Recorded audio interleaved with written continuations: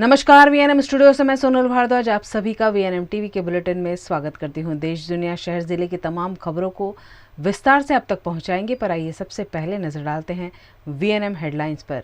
देखते हैं क्या रही आज की सुर्खियां।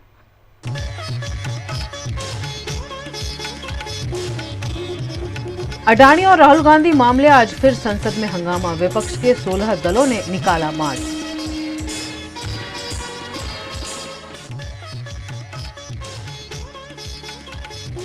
सूरत में शिव मंदिर तोड़ने से भक्तों की आस्था आहत, निवासियों ने किया चक्का जाम।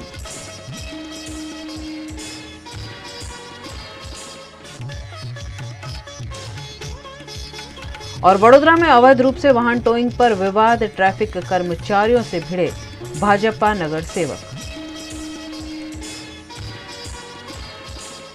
देश की संसद इन दिनों सत्र या कानून बनाने में नहीं, हंगामा करने में व्यस्त है। सोमवार से शुरू हुआ संसद सत्र लगातार सत्ताधारी पक्ष और विपक्ष के सांसदों के हंगामे की भेंट चढ़ रहा है। संसद के बजट सत्र के तीसरे दिन लोकसभा और राज्यसभा की कार्यवाही शुरू होते ही हंगामे की वजह से दोपहर 2 बजे तक स्थगित कर दी गई। विपक्ष के नेताओं ने अडानी मामले की जेपीसी से जांच की मांग को लेकर हंगामा किया। वहीं सत्ता पक्ष ने लंदन में राहुल गांधी के दिए बयान पर माफी की मांग की। आज देश में प्रजातंत्र खत्म हो रहा है, संविधान के तौर तरीके खत्म हो रहे हैं और बिल्कुल एनफोर्समेंट डायरेक्टरेट पे हम आरोप लगाएंगे, क्योंकि आज एनफोर्समेंट डायरेक्टरेट कुछ नहीं है, भारतीय जनता पार्टी की गोद में बैठकर भारतीय जनता पार्टी का एजेंडा चला रही है। महाराष्ट्र में हमारे पक्ष प्रमुख एक भारी संख्या में जो भीड़ आती है उनके समर्थन में, जब भीड़ में कॉन्फ्रेंस करते हैं, सभा रखते हैं, उसी के अगले दिन हमारे पार्टी के सदस्य को अरेस्ट कर लिया जाता है, ईडी करती है। ईडी जो अडानी ग्रुप पे काम करना चाहिए, आज ईडी विपक्षी दलों पे कर रही है, वो तेलंगाना हो, दिल्ली हो, महाराष्ट्र हो, वेस्ट बंगाल हो। लास्ट में यही कहूंगी, जो ईसी की बात की उन्होंने, ये तो साबित हो गया है महाराष्ट्र में, जब इतिहास में पहली बार ऐसा हुआ होगा कि पार्टी पक्ष और पार्टी चिन्ह, इलेक्शन कमीशन ऑफ इंडिया, जिसको मैं entirely compromised institution of India कहती हूं, उन्होंने वो भी हमारी पार्टी से, हमारे पक्ष प्रमुख से चुराकर किसी और को दे दिया। ये आपका लोकतंत्र का मंदिर है, हम सबके आस्था का केंद्र है। आप प्रयास करना चाहिए कि सदन के अंदर और सदन के बाहर कभी भी संसद के ऊपर टिप्पणी करना उचित नहीं है। मैं माननीय सदस्यों को फिर आग्रह कर रहा हूं, ये सदन चर्चा, नीतियां, पॉलिसी के लिए है। अच्छा हो आप नीतियों पर बात करो, पॉलिसी पे बात करो, मुद्दों पर बात करो। ये इस तरीके से तख्तियां लाना उचित नहीं है। एक सदन का मेंबर जिस प्रकार से विदेश में जाके भारत के सदन का अपमान करता है, पार्लियामेंट का अपमान करता है, वो जब तक माफी नहीं मांगे तब तक इन सबके ऊपर एक प्रकार से कोई जिम्मेदारी एलोकेट की जाए। और अगर इनको कोई अपमान नहीं लगता है और ये इस प्रकार का व्यवहार करते हैं, तो मेरा मानना है कि जो तख्ती है इनको सस्पेंड किया जाए। इससे पहले सोमवार और मंगलवार को भी संसद की कार्यवाही हंगामे की भेंट चढ़ गई। सत्र शुरू होने से पहले कांग्रेस अध्यक्ष मल्लिकार्जुन खड़गे के पार्लियामेंट ऑफिस में विपक्ष के 16 दलों की बैठक हुई। इसमें अडानी मामले पर जेपीसी की मांग और ईडी और सीबीआई के दुरुपयोग को लेकर सरकार के खिलाफ विरोध करने पर सहमति बनी। सत्र स्थगित होने के बाद विपक्षी दलों ने ईडी ऑफिस तक पैदल मार्च किया। हालांकि पुलिस ने इन्हें धारा 144 का हवाला देकर विजय चौक पर ही रोक दिया। प्रदर्शन में शामिल विपक्ष के 16 दल के नेता ईडी को शिकायत पत्र सौंपना चाहते थे। वे अडानी मामले की जांच की मांग कर रहे हैं। कांग्रेस सूत्रों के मुताबिक राहुल गांधी आज विदेश से लौट आए हैं और संसद सत्र में शामिल हो सकते हैं। बता दें कि राहुल मार्च की शुरुआत में 7 दिन के ब्रिटेन दौरे पर थे। उसके बाद वे कहां गए, इसकी जानकारी सामने नहीं आई है। गुजरात के सूरत की पुणा गांव स्थित श्रीनाथ जी सोसाइटी के शिव मंदिर को पालिका द्वारा तोड़ दिया गया था, जिसका स्थानीयों द्वारा विरोध किया जा रहा है। सूरत महानगर पालिका द्वारा सूरत के विविध स्थलों पर अतिक्रमण हटाया जा रहा है। इसी कार्यवाही के चलते सूरत की श्रीनाथ जी सोसाइटी में 1 महीने पहले बनाए गए मंदिर को तोड़ दिया गया, जिसके चलते स्थानीयों ने रोड पर चक्का जाम करते हुए फिर से मंदिर निर्माण की मांग की। गौरतलब है कि सोसाइटी के बाहर कचरा फेंककर लोग गंदगी करते थे। ऐसे में गंदगी दूर करने के लिए यहाँ मंदिर बनाया गया था, जिसे सूरत महानगर पालिका के अधिकारियों ने तोड़कर स्थानीय निवासियों की आस्था को ठेस पहुंचाई है। गुजरात के वडोदरा में अवैध रूप से वाहन टोइंग करने वाले कर्मचारियों का वार्ड नंबर 13 के कॉरपोरेटर धर्मेश पटनी ने विरोध किया। वडोदरा के ज्यादातर इलाकों में ट्रैफिक सुचारू रखने के लिए किए जाते वाहन टोइंग के नीति नियमों से लोग परेशान हैं। ऐसे मामलों में रोजाना घर्षण भी सामने आता है। वडोदरा के सिद्धनाथ रोड पर वाहन उठाने वाले कर्मचारियों की दबंगई का भाजपा के वार्ड नंबर 13 के कॉरपोरेटर धर्मेश पटनी ने विरोध किया। पीले निशान के अंदर पार्क की हुई एक्टिवा को टो करने पर विवाद हुआ। इस तरह के वाहन उठा लिए जाने पर बार बार कॉरपोरेटर द्वारा पालिका में भी मुद्दा उठाया गया है, लेकिन ट्रैफिक के कर्मचारी की मनमानी पर लगाम नहीं लग पा रही है। निर्दोष लोकोनी जेनी व्यवस्थित पार्किंग करेली छे एनी एक्टिवा उठावे, कारण के ए व्यक्ति अंदर कई खरीदवा गयो छे। तो मैं कीधुं के भाई आ तमे इरादापूर्वक केम एक्टिवा उठावो छो? आ पेलो बहारथी ग्राहक आव्यो छे, एनी एक्टिवा उचकी लई जईने त्यां लई जवानुं, त्यां तोड़बाजी करवानी, ना आपे तो पावती आपवानी नियम मुजब। એટલે આ બિલકુલ એનો વિરોધ કર્યો છે। નિયમ રાખો તો એક સરખો રાખો। પબ્લિક જોડે સાથ આપવા માટે મારે ઉગ્ર થવું પડ્યું ને લોકોને એક્ટિવા પાછી અપાઈ। મેં કહ્યું તમે એ કાયદા વિરુદ્ધ પાર્કિંગ કર્યો તેના ફોટા આલો, વિડીયો આલો, તો કે નથી સાહેબ અમે છોડી દઈએ છીએ, ઉતારી દઈએ છીએ। એટલે એ બાબતની બોલાવા ચાલુ થઈ છે। शारीरिक रूप से विकलांग 31 साल के एक युवक ने वडोदरा की बहुमंजिला इमारत से छलांग लगा दी, लेकिन वह एसी के कंप्रेसर के बीच फंस गया। गुजरात के वडोदरा शहर में अलकापुर इलाके में स्थित शीतल अपार्टमेंट में एक युवक के 5वें माले से गिरने के बाद पहले माले पर एसी के कंप्रेसर और दीवार के बीच फंस जाने की घटना सामने आई, जिससे अफरा तफरी देखने मिली। घटना की जानकारी दमकल विभाग को की गई। दमकल विभाग के जवानों ने 108 एम्बुलेंस सेवा के कर्मचारियों के साथ मिलकर युवक को बचाया और इलाज हेतु अस्पताल पहुंचाया। फायर ब्रिगेड द्वारा मिली जानकारी के अनुसार शीतल अपार्टमेंट के लोगों ने बताया कि 5वें माले से ये युवक नीचे गिरा। युवक खुद नीचे गिरा या युवक किसी दुर्घटना का शिकार बना, उस पर कोई जानकारी नहीं मिल पाई है।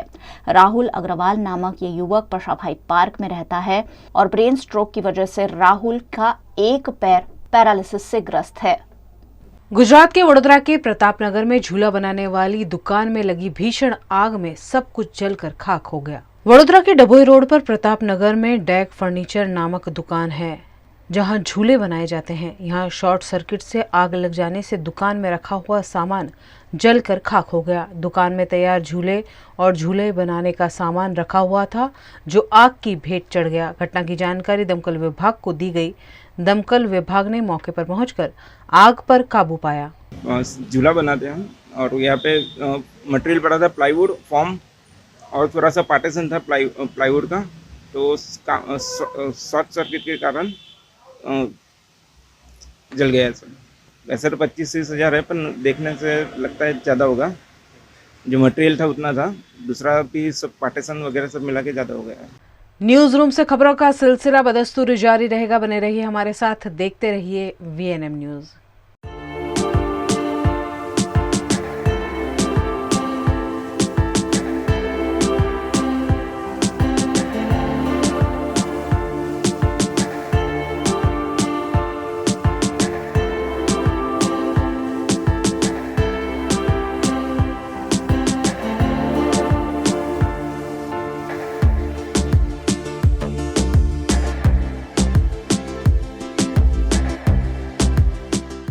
भारत ले रहा है इलेक्ट्रिक अंगड़ाई। क्यों ना हम साथ चले, साथ चले, साथ बढ़े, साथ बढ़े, देश मेरे, देश मेरे। देश को ले जाए नई दिशा की ओर। आपका जॉय, भारत का जॉय। વડોદરાના ઘણા વિસ્તારો જેમ કે અકોટા, માંજલપુર, અલકાપુરી, મકરપુરા વગેરે વગેરે વિસ્તારોના લોકો ચિંતામાં છે। આ ચિંતાનું કારણ છે વડોદરાના લોકોમાં વધતી ઈર્ષા। જી હા, અને આ ઈર્ષાનો સ્ત્રોત છે તરસાલી એરિયામાં આવેલ રેઝિડેન્શિયલ પ્રોજેક્ટ દર્શનમ પ્લેસ। ઘણી બધી એમિનિટીઝથી ભરપૂર આ 2 અને 3 BHK પ્રોજેક્ટ બની ગયો છે નવા ઘર શોધવાવાળા લોકો માટે એક અનોખો અવસર।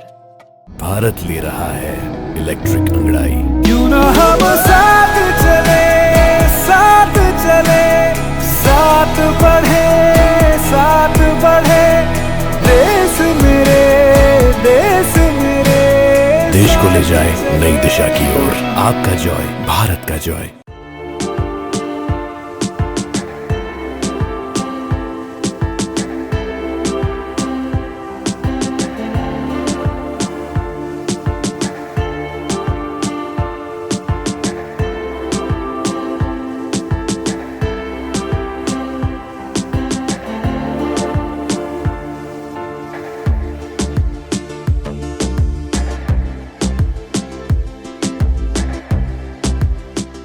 प्रॉपर्टी टैक्स नहीं भरने वाले गुजरात के वडोदरा के नागरिकों की प्रॉपर्टी कॉरपोरेशन द्वारा लगातार सील की जा रही है। वडोदरा के नागरिकों का करोड़ों रुपए का प्रॉपर्टी टैक्स बकाया है, जिसे लेने की कार्यवाही इन दिनों जोरों शोरों से चल रही है। इसी के तहत वडोदरा के गेंडा सर्कल निकट कॉरपोरेशन की टीम द्वारा अटलांटिस हाइट्स में प्रॉपर्टी टैक्स नहीं भरने वाले दुकानदारों की प्रॉपर्टी सील कर दी गई, जिसमें ITM वोकेशनल इंस्टीट्यूट समेत की कई संस्थाएं शामिल रही। आज रोज वेस्ट जोन के ये गेंडा सर्कल के नज़दीक एटलांटिस टावर में जिसका प्रॉपर्टी टैक्स बाकी है, इसके लिए हम प्रॉपर्टी सीलिंग करने जा रहे हैं। इसके लिए आज रोज इधर एटलांटिस टावर में प्रॉपर्टी सील की गई है। सर कितनी प्रॉपर्टी आज सील की गई है सर? आज रोज 7 से 8 में प्रॉपर्टी सील की गई और भी कामगिरी चालू है अभी। गुजरात के बरोड़ा की आर्ट्स फैकल्टी में छात्रों के बीच मारपीट की घटना सामने आने से फिर एक बार यूनिवर्सिटी शर्मसार हुई है। MS यूनिवर्सिटी के आर्ट्स फैकल्टी में ASU ग्रुप के छात्रों ने ABVP के विनय सिसोदिया और प्रियांश बारिया से मारपीट की। ASU के छात्रों ने आर्ट्स फैकल्टी की कैंटीन में दोनों छात्रों को पीटा। मारपीट की यह घटना CCTV कैमरे में भी कैद हुई है। दरअसल छात्रों की मजाक मस्ती का मामला मारपीट तक पहुंच गया, जिसकी शिकायत पुलिस थाने में भी दर्ज हुई है।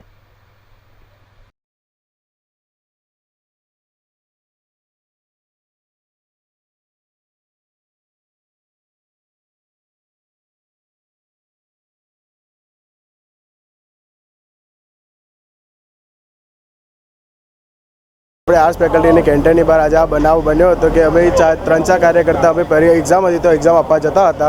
એ અમે ત્યાં કંઈ બબાલ ચાલતી હતી, તે બબાલ જાણવાની કોશિશ કરતા અમે પાછળ ઊભા રહ્યા હતા। તો એ ત્યાં વાતો સાંભળતા હતા ને એ દરમિયાને અંદર ભગવાન દેસાઈ કરીને કે એવું કહે છે કે અમે અમે તને મારું તો કંઈ થઈ શકે એવું કરીને અમને મારવાની કોશિશ કરીને ગળું પકડીને પટ્ટાએ અને લાતો એને છાતી પર ને મેન પોઈ પર મારવામાં આવ્યો છે। आर्ट्स फैकल्टी कैंटीन बाहर। गुजरात के वडोदरा के पादरा में 2 स्कूली छात्रों को अगवा कर कैनाल में डाल देने की अजीबोगरीब घटना सामने आने से पुलिस भी हरकत में आ गई है।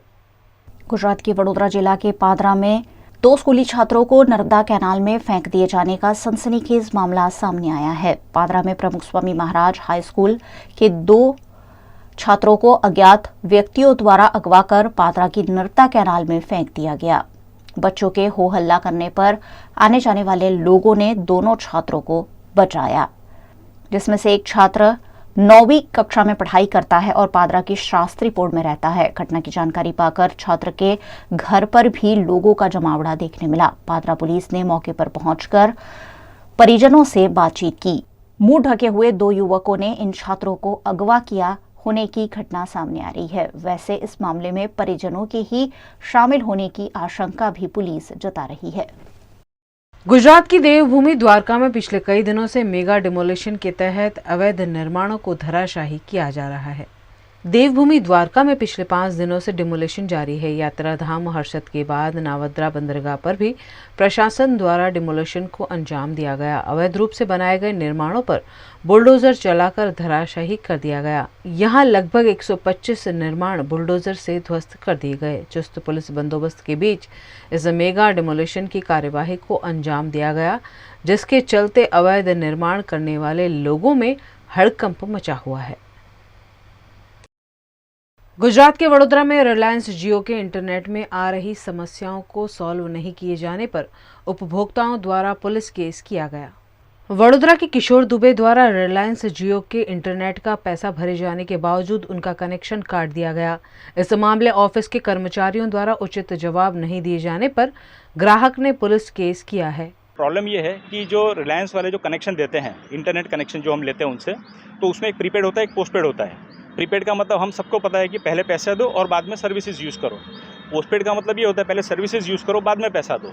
ठीक है, इनके यहाँ प्रीपेड और पोस्टपेड कोई भी कनेक्शन लोगे आपको पहले पैसा देना होता है, जो हमसे इन्होंने बिना बोले चीटिंग करके ले लिया। हमने दे भी दिया, हमको ये लगा कि हाँ प्रीपेड ले रहे हैं तो प्रीपेड का तो पहले ही होता है। बाद में हमको बताते हैं 6 महीने के बाद कनेक्शन डायरेक्ट काट दिया और बोलते हैं आपका तो पोस्टपेड कनेक्शन है।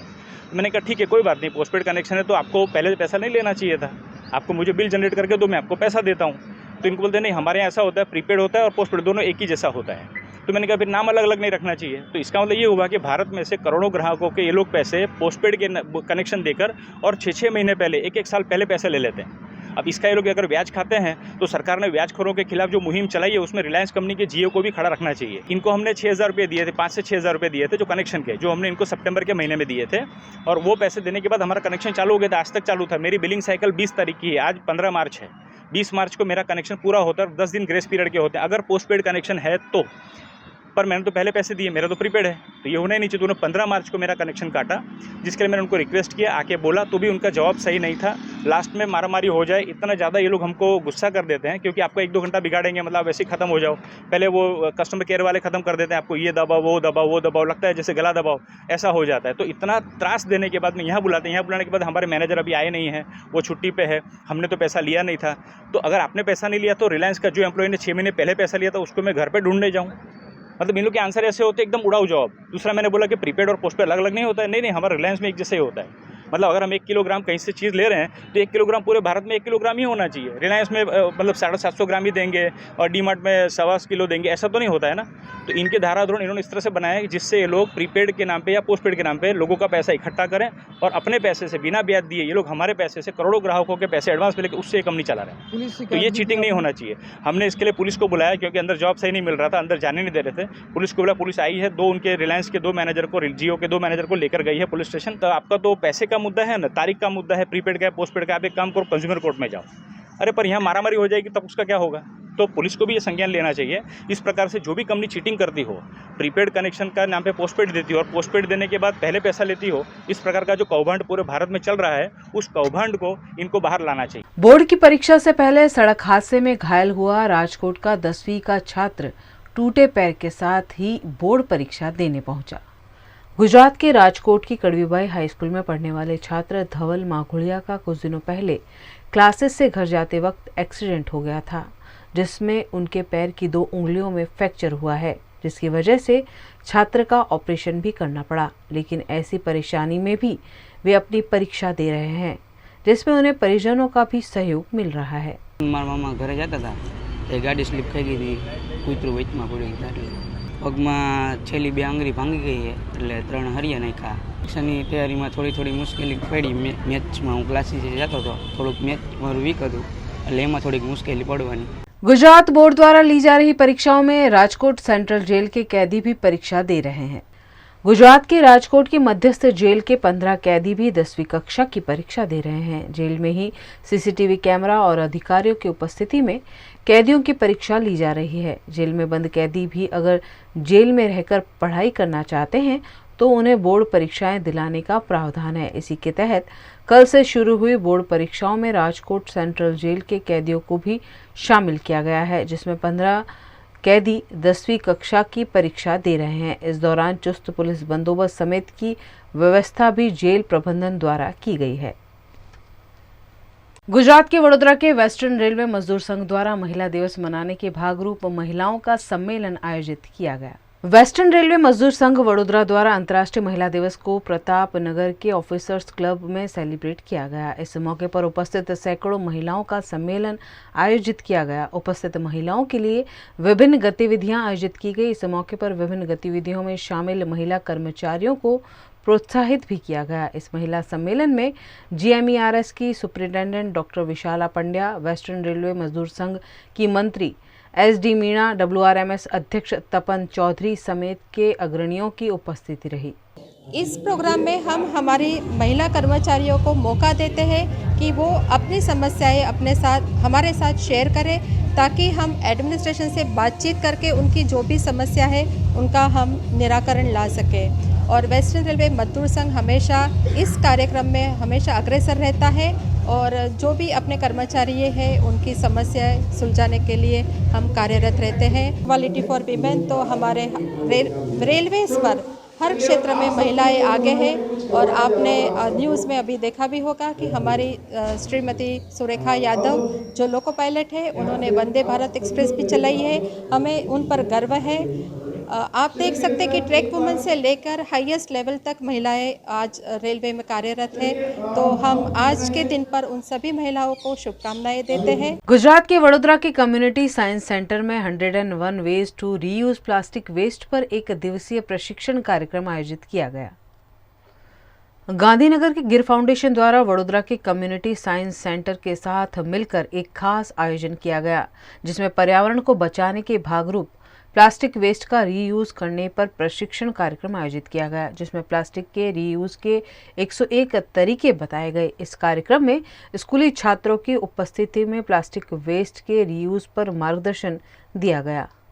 प्लास्टिक के बारे में अवेयरनेस और ट्रेनिंग, उसको रीयूज या रिसाइकल या अप साइकिल करना हो तो उसके लिए क्या करना चाहिए। हमारे प्लास्टिक के लिए हमारे जीवन में जो प्रॉब्लम अभी खड़ी हुई है, जिसको हम लोग प्रॉब्लम समझ रहे हैं, तो उसको कैसे यूज़ करना चाहिए तो सही ढंग से उसका रिसाइकलिंग हो सकता है। तो उसको लेकर एक ट्रेनिंग प्रोग्राम का आयोजन कम्युनिटी साइंस सेंटर में किया गया, जिसमें इको क्लब वाली जो 10 शालाएँ थी उसके 90 स्कूल के बच्चे और 10 टीचर, तो ऐसे 100 लोगों के लिए एक ट्रेनिंग का आयोजन किया गया।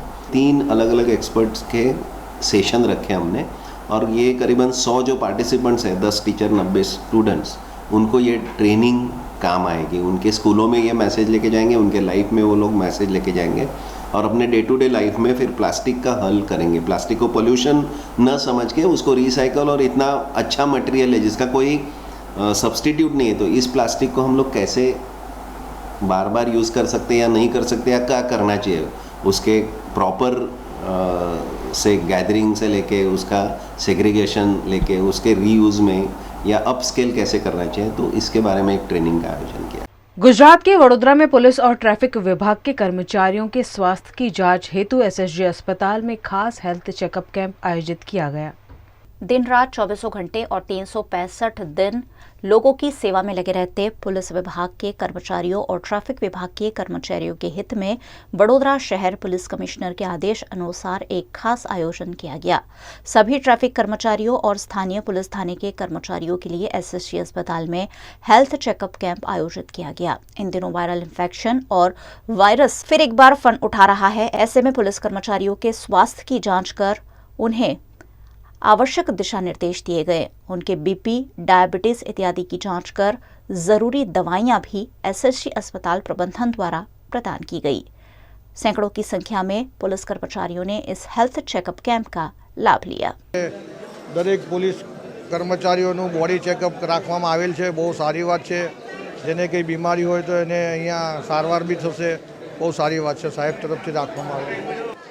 દરેક police crime branch, SOG, DCB, traffic branch, દરેક પોલીસ શહેરમાંથી આજે કર્મચારીઓ આવેલા છે અને એમનું તમામ બોડી ચેકઅપ કરવામાં આવશે। અહીંયા ટ્રાફિકના કર્મચારીઓ 1 થી 30 માણસો છે અને જે તે અમારા મહેરબાન પોલીસ કમિશનર સાહેબશ્રીના આદેશથી તેમજ અમારા ડીસીપી સાહેબ તેમજ ટ્રાફિકના તેમજ એસીપી સાહેબના આદેશથી અમો સર્વે વોર્ડ રૂમ નંબર 6 પર ચેકઅપ માટે આવેલ છે અને અમારા ટ્રાફિકના 30 માણસો છે, ઇતર બીજા પોલીસ સ્ટેશનના માણસો છે। गुजरात के वडोदरा की विश्व प्रसिद्ध एमएस यूनिवर्सिटी की faculty of family and community science में the textile and apparel design institute of fashion and technology का एनुअल फैशन शो कैरोस 2023 के रूप में आयोजित किया गया है, जिस पर पत्रकार परिषद में जानकारी दी गई। 2016 में जब हमारा फर्स्ट बैच है तब से हम कंटिन्यूस कर रहे हैं, लेकिन ये कोविड की वजह से अभी 2 साल नहीं हुआ, तो 2 साल के गैप के बाद अभी ये आ रहा है। इसमें टोटल 34 स्टूडेंट्स पार्टिसिपेट कर रहे हैं और कुल मिला के उन लोगों ने 14 सीक्वेंस बनाए हैं अलग।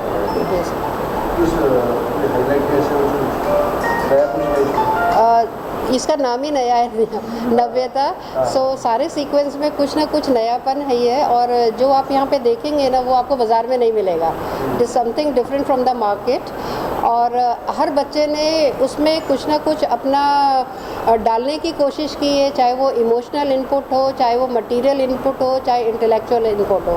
इसमें एक्चुअली बच्चों को ऐसा लगा कि ये लोग एक जो सेक्टर है ये छूट जाता है, मतलब लोग उनको ना फैशन के साथ रिलेट नहीं करते हैं, और जब बच्चे उनको मिलने गए तो उनको ऐसा लगा कि वो लोग फैशन के साथ ज़्यादा रिलेटेड नहीं है, तो ये बच्चे क्यों छूट जाए। तो आके उन्होंने डिस्कस किया, तो टीचर्स ने सबने किया क्यों हमको उनके लिए कुछ करना चाहिए। तो जो डिज़ाइनिंग होती है बच्चों से वो करवाया, दैट वो उन बच्चों ने किया। वो डिज़ाइन को लाके हमने कंप्यूटराइज किया और उसको अपने ड्रेसेस के ऊपर लिया। उसके बाद हैंड एम्ब्रॉयडरी करके उसको रेज्ड इफेक्ट दिया, जैसा उनका वो आता है ना ब्रेल में इफेक्ट आता है, जैसा वो लोग पढ़ते हैं।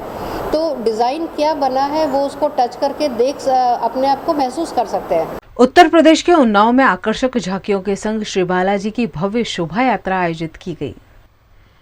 यूपी के बांगरमऊ में बुढ़वा मंगल के अवसर पर नगर के प्रसिद्ध हनुमान मंदिर का भव्य श्रृंगार किया गया। वहां पर हजारों की संख्या में श्रद्धालु भक्तों ने प्रसाद चढ़ाकर हनुमान जी की सुबह से लेकर देर रात तक पूजा अर्चना की। वहीं नगर के श्रद्धालु भक्तों ने बूंदी और हलवे का प्रसाद भी वितरित किया। बालाजी महाराज की शोभा यात्रा नगर के लखनऊ रोड स्थित बाला देवी मंदिर से बड़े ही धूमधाम से निकाली गई, जिसमें भक्तगण भक्ति गानों पर थिरकते रहे। यह शोभा यात्रा हरदोई, उन्नाव व संडीला मार्ग होते हुए हनुमान जी के मंदिर पर देर शाम समाप्त हुई। बांगरमऊ में बुढ़वा मंगल के पर्व पर उन्नाव हरदोई मार्ग स्थित नौनिहाल गंज बाजार स्थित प्रसिद्ध हनुमान जी की विधि विधान से लोगों ने पूजा अर्चना की और श्रद्धालु भक्तों ने प्रसाद चढ़ाया और दर्शन करने वालों का सुबह से देर रात तक तांता लगा रहा। देर शाम सैकड़ों लोग आरती में मौजूद रहे।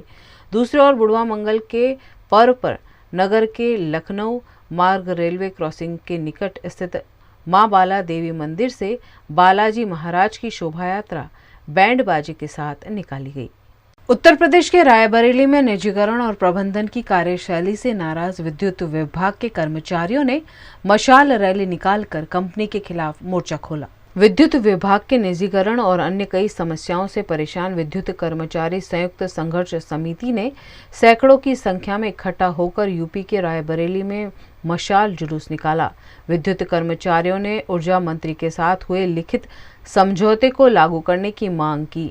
निजीकरण के विरोध में 72 घंटे की सांकेतिक हड़ताल करने के बाद इन कर्मचारियों ने मशाल जुलूस के जरिए प्रदर्शन किया। इन कर्मचारियों का कहना है कि ऊर्जा मंत्री द्वारा दिए गए आश्वासन को अब तक पूरा नहीं किया गया है, ऐसे में वे कार्य बहिष्कार करेंगे। साल जुलूस जो है हमारा, चूंकि आंदोलन हम लोगों ने दिसंबर महीने में किया था, 3 दिसंबर 2022 को माननीय ऊर्जा मंत्री जी के और माननीय मुख्यमंत्री के सलाहकार श्री अवनीश अवस्थी साहब के अध्यक्षता में एक समझौता हुआ था, तो वो समझौता तत्काल लागू करने की बात हुई थी। लेकिन आज जो है 14 मार्च होने के बावजूद भी वो समझौता लागू नहीं किया जा रहा है। इसी के विरोध में हम लोग जो है आंदोलन कर रहे हैं, मशाल जुलूस निकाल रहे हैं। लगातार 72 घंटे की हड़ताल होगी। उसके बाद अगर सरकार हमारी बात नहीं मांगती तो आगे तब तक चलती रहेगी जब तक हमारी मांगें मान ली नहीं जाती है।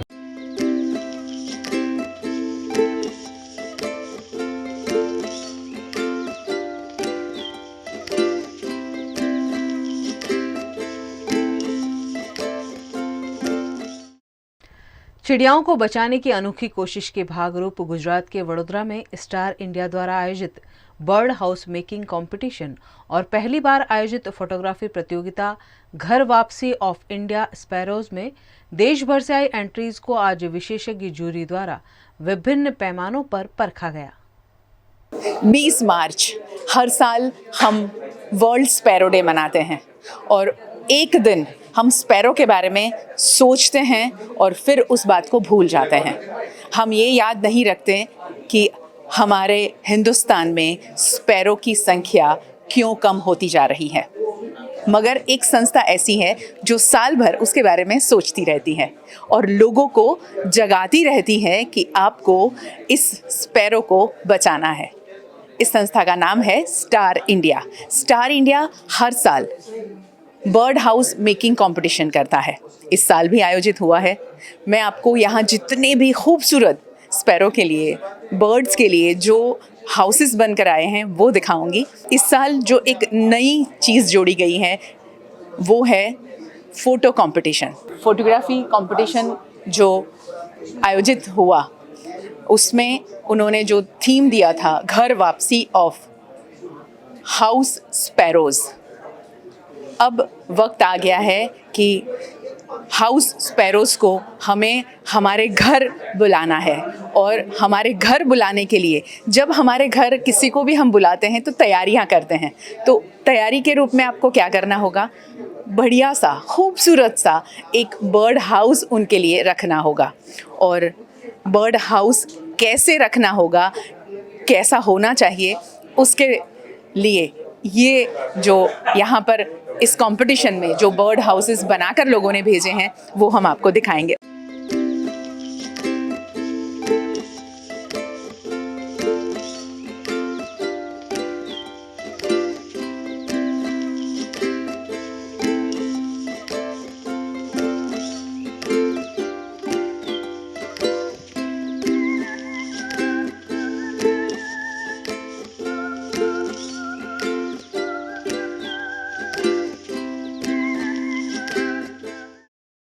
हम बात करते हैं स्टार इंडिया के पहले सदस्य असीम जी। बर्ड हाउस मेकिंग कंपटीशन के साथ साथ में फोटोग्राफी कंपटीशन भी आयोजित हुआ, तो ये एक नई शुरुआत हुई है, क्या कहेंगे? जी, ये 2.5 years का संस्था है स्टार इंडिया, और ये 2-2.5 साल में इसका इतना पॉपुलैरिटी बढ़ा है, पूरा पैन इंडिया में इसका अभी कंपटीशन में लोग भाग लिया है। और फोटोग्राफी का जो पहला साल जो आया है उसमें भी बहुत एंथुजियाज्म था लोगों में, और बहुत सारा फोटोग्राफ आया है, और एक एक फोटोग्राफ जो है इतना प्यारा है। पंछी पानी पीता है, पंछी खाना खाता है, वो जो मेमोरी से निकल जाता था वो फिर से वापस आ गया। तो मैं बहुत बहुत बधाई देता हूँ स्टार इंडिया को। यहाँ सिर्फ बर्ड्स की बात नहीं है, ये पर्यावरण को भी संजोने की बात है, क्योंकि हम पर्यावरण संजोएंगे तभी बर्ड्स को भी हम संजो पाएंगे। हर्ष इस साल कुछ नया भी कर रहे हैं, फोटोग्राफी कंपटीशन भी हुआ, तो होल ये जो प्रोसेस हुआ उसके बारे में कुछ बताएं, आप क्या फील कर रहे हैं? आई फील इज कि लोगों का इंटरेस्ट इसमें काफ़ी बढ़ता जा रहा है, and people are taking this things very seriously nowadays.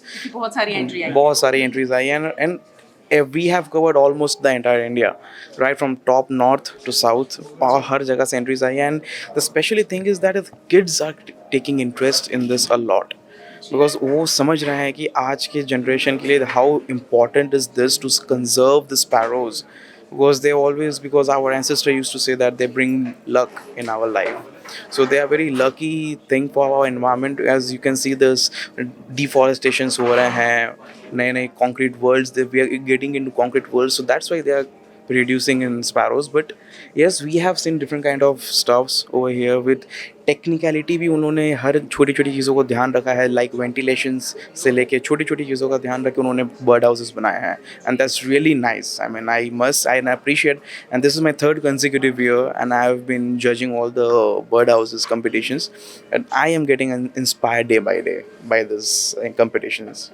किसी भी अवेयरनेस कैंपेन में जब बच्चे जुड़ते हैं तो मुझे ऐसा लगता है कि आने वाली पीढ़ी को हम तैयार कर रहे हैं, और यहाँ वही नज़र आ रहा है कि बच्चों ने भी बहुत ही खूबसूरत तरीके से और सूझबूझ के साथ में ये बर्ड हाउसेस बनाकर इस कंपटीशन में हिस्सा लिया।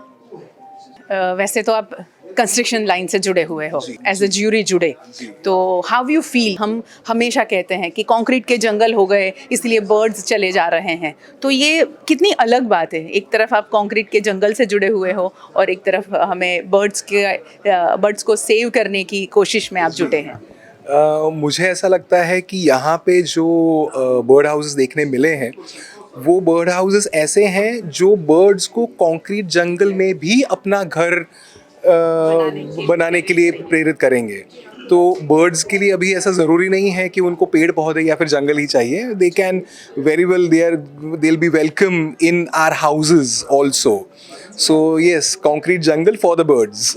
नरेंद्र जी, फर्स्ट टाइम आप जुड़े और आप जिस इंडस्ट्री से जुड़े हुए हैं उससे कुछ अलग हैं ये चीज़ें, बहुत अलग चीज़ें आपने देखी। बीइंग ए जूरी, क्या फील किया आपने? एक्चुअली सबसे पहली बड़ी बात तो ये है कि I was inspired by Tanuj efforts. तो मतलब और फिर ये कंपटीशन का पार्ट तो ये है कि जो नेक्स्ट जनरेशन के लिए जो अवेयरनेस लाना है, तो वो अवेयरनेस तो आती ही आती है, उसके साथ साथ बच्चों में इमेजिनेशंस एक्सप्लोर करने का ये बहुत अच्छा प्लेटफॉर्म बनाया है। तो I am touch moved and inspired by Tanuj. यानी बच्चों को हम एक नई दिशा दे रहे हैं। जब पर्यावरण की बात होती है तो हम सोचते हैं हमने एक पेड़ लगा दिया तो पर्यावरण संजो लिया, सही भी है। उसी के साथ साथ में एक सोच और आती है कि जब उस पेड़ को आपने लगाया है, उसको संभालना, उसका जतन करना और ये सोचना कि आपने कैसे पेड़ लगाए हैं ताकि वहाँ बर्ड्स आए, उनको कुछ खाना मिले और वो भी सरवाइव हो सके जैसे हम इस धरती का इस्तेमाल करते हैं। तो इसी सोच के साथ में बहुत सारी चीज़ें हो रही हैं समाज में। और ये स्टार इंडिया का जो प्रोजेक्ट है वो बर्ड को घर देना, उनके लिए ऐसी जगह बनाना जहां वो अपने आप को सेफ महसूस करें। और आज इस कंपटीशन में बतौर जूरी रीना मैम जुड़ी थी और रीना मैम से अब बात करेंगे। रीना मैम, इतने सारे बर्ड हाउसेस आपने देखे, क्या फील किया?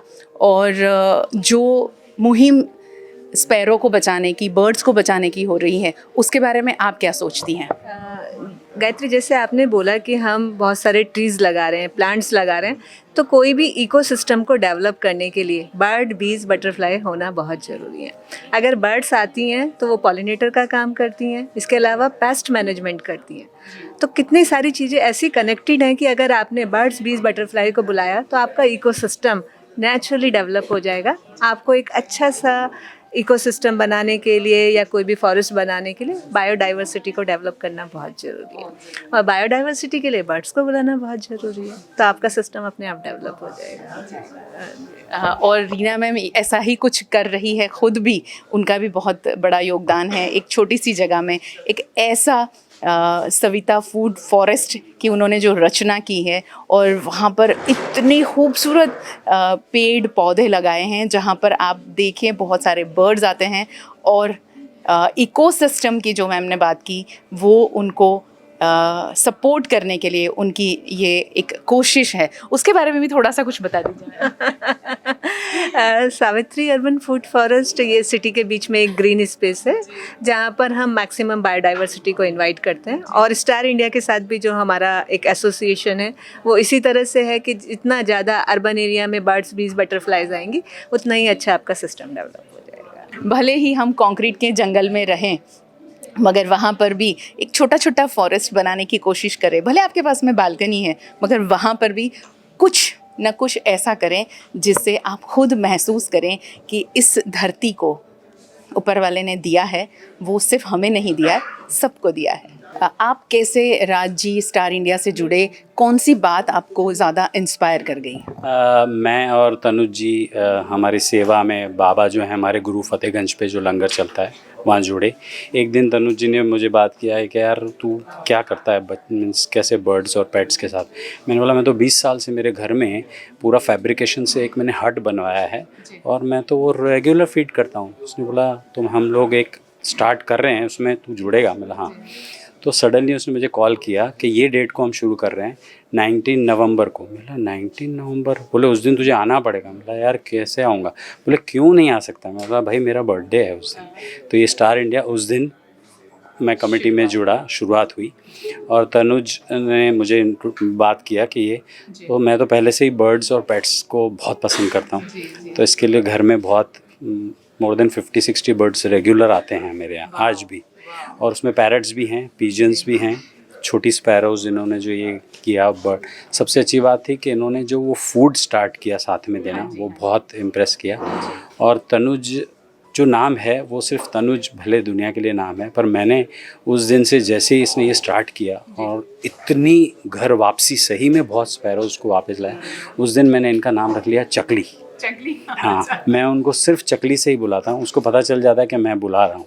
मैं बोलता हूँ तनुज नहीं, चकलियाँ अगर पहचानती हैं पूरे बड़ौदा में तो वो सिर्फ आपकी वजह से। तो आपका नाम चकली होना चाहिए, तनुज नहीं।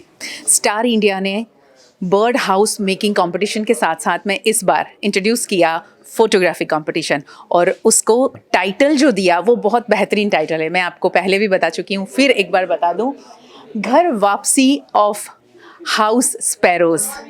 हमारे घर में हमने बहुत ज़्यादा चिड़ियों की चहचहाहट सुनी है। हमारे घर में हमारे बुज़ुर्गों के जो फोटोग्राफ्स ड्राइंग रूम में रहा करते थे, उसके पीछे घोंसला बनाती हुई चिड़ियों को हमने देखा है, जो आज कहीं नज़र नहीं आती। तो फोटोग्राफी में भी इसी बात को उन्होंने इन्वॉल्व किया, इसे जोड़ा, और लोगों को और ज़्यादा जागरूक करने के लिए ये फोटोग्राफी कंपटीशन भी आयोजित हुआ।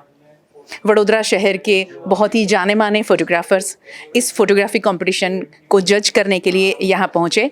मेरे साथ अभी जो बात करेंगे सुरेश पारेख सर, जो बहुत ही वेल नोन फोटोग्राफर हैं।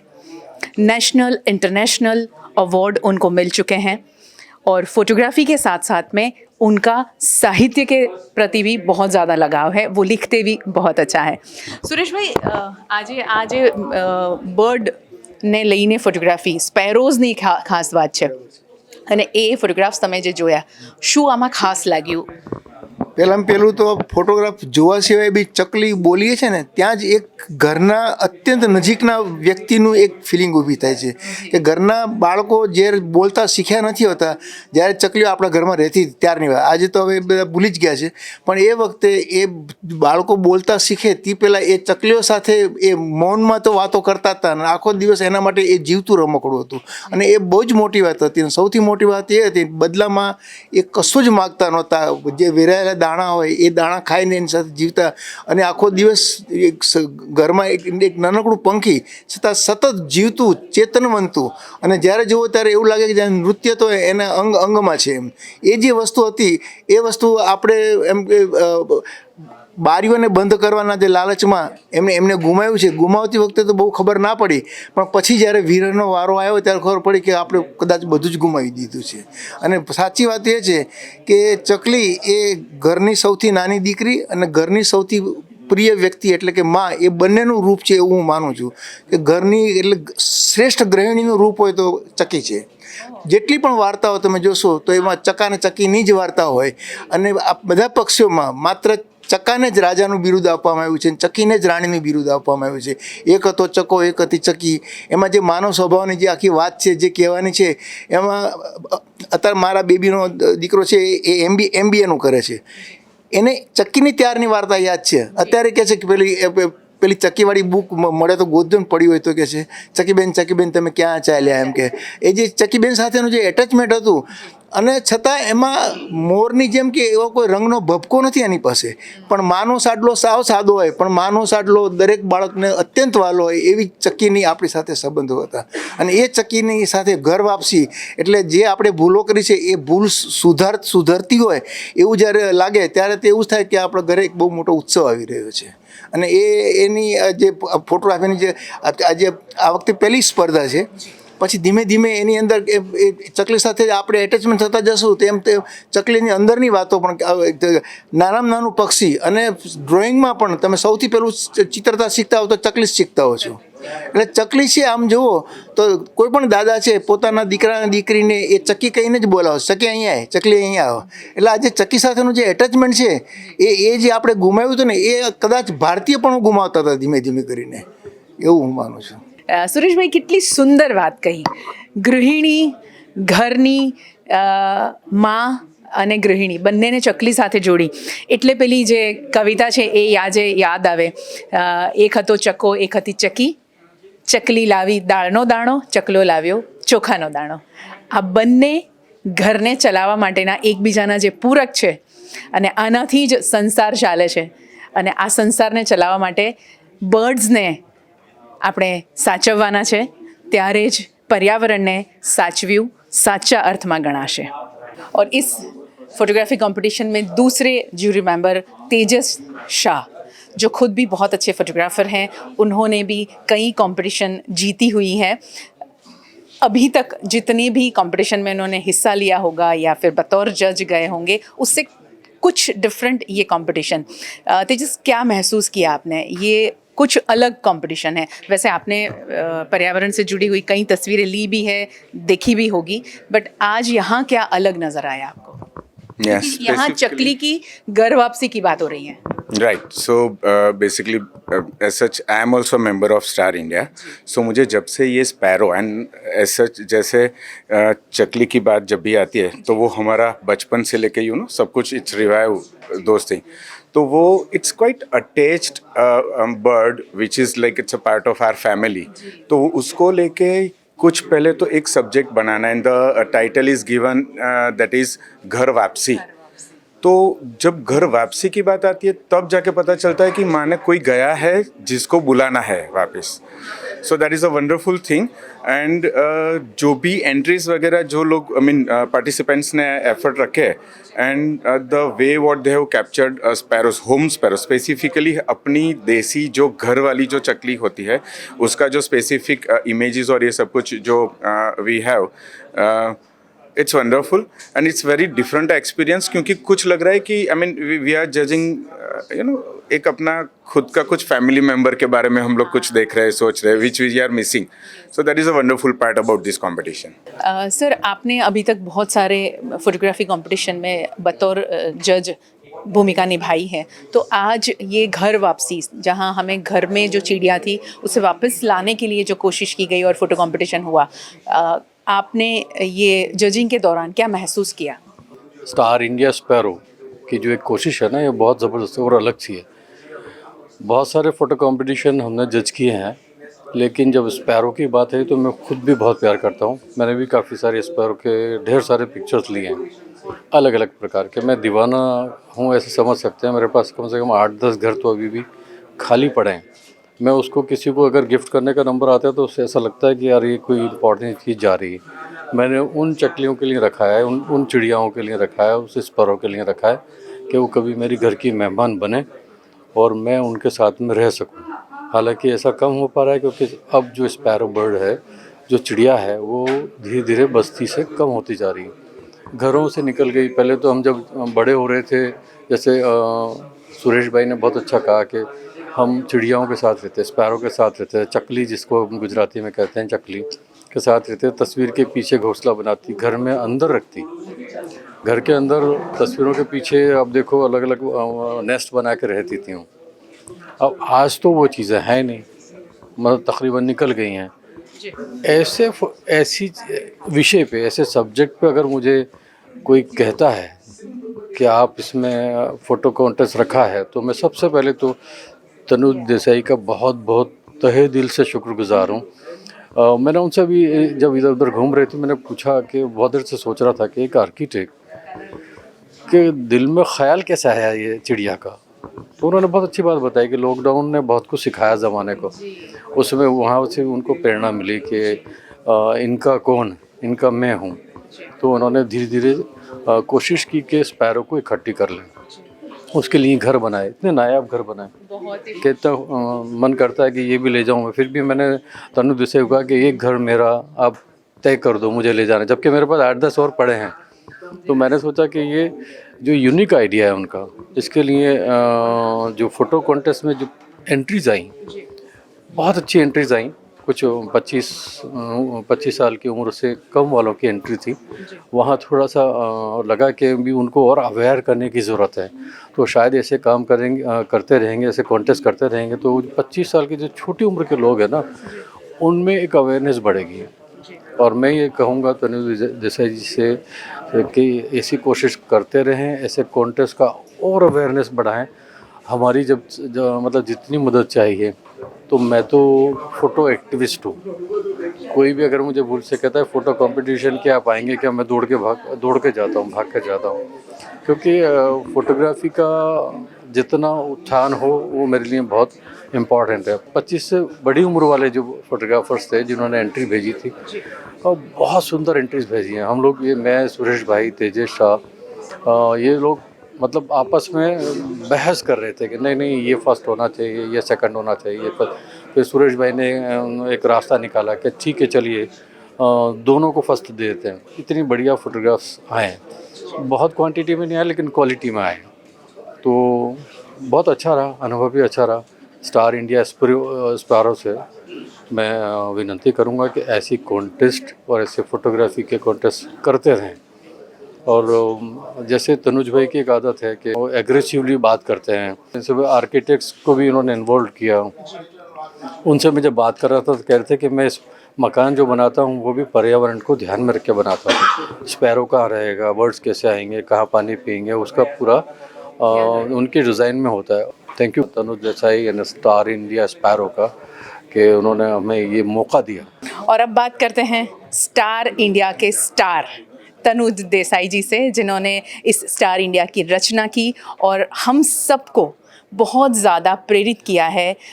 हमारे घर में चिड़िया आ जाए और हम फिर वही चहचहाहट के बीच में जीने की आदत डालें। इतनी ज़्यादा एंट्रीज, तो कितनी मशक्क़त करनी पड़ी लोगों को जोड़ने के लिए। एक्चुअली वी आर ब्लेस्ड, हमारे काफ़ी सारे इंस्टीट्यूट्स हमारे साथ जुड़े हुए हैं, तो it becomes very easy for us. जैसे मैं आर्किटेक्ट हूँ तो I would go to council of architecture, तो they have connect with 525 architecture colleges, तो वैसे धीरे धीरे वैसे स्प्रेड होता है। सो maybe I am the face for Star India, but I am not the only one. There are lots and lots and lots of people behind me who are supporting me. I would like to congratulate all 920 entries because उनकी वजह से हम यहाँ पे खड़े हैं आपके सामने। अगर सोच लो एक भी नहीं आती एंट्री तो क्या होता, आप और मैं ही होते। तो there are so many entries which are reached out of 920 entries जो हमारे पास आई है, उसमें से काफ़ी सारी एंट्रीज अभी कुरियर में है बिकॉज ऑफ टाइम कंस्ट्रेंट और बिकॉज ऑफ, क्योंकि ये ऑल इंडिया लेवल की इवेंट है and we have got entries from 20 different states. तो तेलंगाना से लेके उड़ीसा लेके मिज़ोरम से लेके Rajasthan, MP, Maharashtra, we are covering all states. So it's not only Gujarat और Baroda, we are talking about all India level. तो 920 entries is a good sign. So जो 500 से हमने चालू किया था नंबर, तो अभी धीरे धीरे बढ़ रहा है। हाँ, इस बार जो फ़ोटो कॉन्टेस्ट हुआ, अब उस फोटोग्राफ के लिए और जो बर्ड हाउसेस बने उसके लिए आपने आप हर साल जो प्रोग्राम रखते हैं वो अवार्ड फंक्शन भी होगा। अब फोटोग्राफ्स का क्या करेंगे? फोटोग्राफ में हम लोग क्या करने वाले हैं कि हमारा जो मैजिक किट होता है स्टार इंडिया का मैजिक बॉक्स, उसमें तेरा ग्रीटिंग कार्ड्स, तो उस टाइम नाउ द फोटोग्राफ्स जो है that we are going to convert them into greeting cards and will go to all the members. जो नए मेंबर्स जुड़ेंगे हमारे साथ उनको सबको जाएगा and we are going to have a exhibition for people of Baroda because the idea is to inspire more people, the idea is to create awareness. So हमारा प्रयत्न ये है कि ये जो हमारी पास एंट्रीज आई है वो लोग देखें, जाने, समझे और वो खुद भी अभी भले अगर उन्होंने कंपटीशन में पार्ट नहीं लिया है तो भी इसमें से इंस्पायर होकर वो घर के लिए कुछ बनाए। बिकॉज हमारा आइडिया है कि जो वेस्ट है घर पे, जो वेस्ट पड़ा है उसको बेस्ट में कन्वर्ट करें। सो ये सब प्रोडक्ट्स आप देखोगे तो उसमें काफ़ी चीज़ आपको देखोगे तो यू विल स्टार्ट बिलिंग। मैं तो आर्किटेक्ट हूँ तो हमारा उल्टा होता है कि हम पहले इमेजिन करते हैं फिर वो प्रोडक्ट भाग, आप उल्टा यहाँ पे प्रोडक्ट हम दे रहे हैं आपको, उसमें से इंस्पायर होके आप घर पे बनाइए। सो बनाओ 18th March which is Saturday, we have an award ceremony and 2 to 5 we are going to keep it open for people of Baroda. Thank you so much Tanuj जी बात करने के लिए। Thank you. And the result would be declared shortly. वो 18 को जो winning entries है उनको 1-2 दिन में पता चल जाएगा, but award ceremony is going to be on 18th। भले ही आप स्टार इंडिया का हिस्सा नहीं बने हो तो बन जाइए, तो घर पे कुछ ऐसी कोशिश करें जिससे हम ये स्पैरो की घर वापसी जो है उसका हिस्सा हम बन सके और स्पैरो में हमारे घर, हमारे इर्द गिर्द हम उनके लिए कुछ छोटी सी जगह बना सके। और ये जो कोशिश है वो कोशिश में आपकी एक छोटी सी कोशिश आपको पता नहीं होगा कि कितना बड़ा बदलाव ला सकती है। VNM TV का जो टैगलाइन है, लाखों लोग, छोटी कोशिश, बड़ा परिवर्तन। इसीलिए लाखों लोगों को जुड़ना होगा इस छोटी कोशिश में बड़े परिवर्तन के लिए।